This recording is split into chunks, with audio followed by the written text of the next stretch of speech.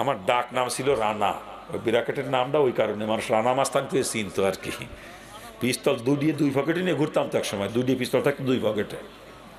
8-10 bodyguard সাথে থাকতো, প্রত্যেকে অস্ত্রধারী ক্যাডার। আরে বাহিনী পুষতাম তো, বাহিনী পুষতাম। উপরে করতাম ছাত্রলীগ, তলে তলে কি করতাম জানেন?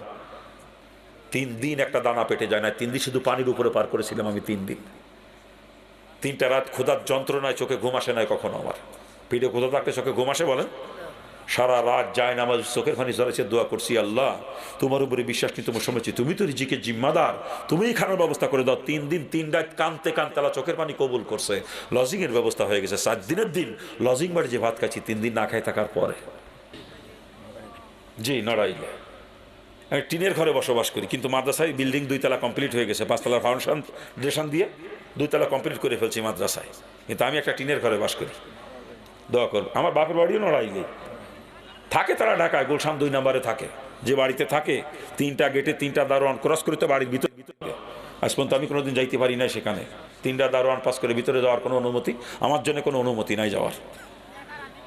দোয়া করা ছাড়া কোনো পথ নাই। আমি দূরে থেকে তাদের হেদায়েতের জন্য দোয়া করি।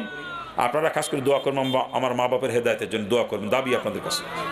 মা বাপ আত্মীয় স্বজন সকলেই হিন্দু আমার। আমি একা ইসলাম গ্রহণ করছি, আমি একা।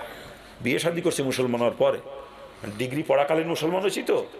ওর পরে ডিগ্রি কমপ্লিট হয়েছে, তারপরে মাস্টার্স করছি, কলেজে LLBও করছি। কিন্তু আমি LLBও করে তুই দিচ্ছি। আমি কালাকটের ব্যবসাও জানি, আমি একজন অ্যাডভোকেট। কিন্তু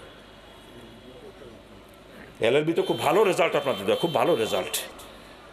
আমি কলেজে শিক্ষকতা করছিলাম মাত্র 7 মাস। এরপরে যখন বুঝতে পারলাম যে দয়ুসের জন্য ব্যস্ত হারাম, চাকরি ছেড়ে দিলাম। চাকরি ছেড়ে দিয়ে হুজুরের পরামর্শে মাদ্রাসায় ভর্তি হলাম। এই 25 বছর ধরে বক্তাগিরি করতেছি।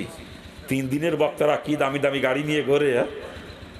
বক্তাদের ঢাকা শহরে প্লট কিনে কিনে কি ডাটের বাড়ি বানাইছে। বক্তারা ফ্ল্যাট কিনেছে। 3 দিন আগে আমার পাও টিপিছে। ও মাদ্রাসায় মাহফিল তুলতে গেছে, আমার পাও টিপিছে ছাত্র।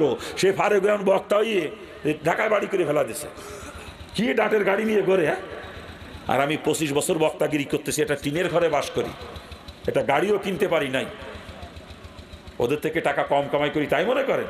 ওদের থেকে অনেক বেশি কামাই করি আমি। ওরা বছরে 3 মাস 4 মাস মাহফিল করে, আর আমার মাহফিল বছরে 10 মাস। 12 মাসের ভিতরে রমজান মাসে আমি কোনো প্রোগ্রাম করি না। আর ওই বিভিন্ন কারণে খালি রাখতে হয় মাঝে মাঝে 2-1 দিন, এভাবে আর 1 মাস। এই 2 মাস আমার প্রোগ্রাম হয় না। এছাড়া সারা বছর 10 মাস একটানা প্রোগ্রাম চলে আমার।